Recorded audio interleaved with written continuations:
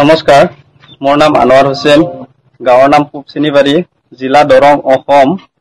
মই এডভান্টাৰ PHC 837+ ধান যোৱা 4 পৰা 5 বছৰ ধৰি খেতি কৰি আহিছো। মোৰ প্ৰতি বিঘাত 34 পৰা 35 মোন ধান পাইছো।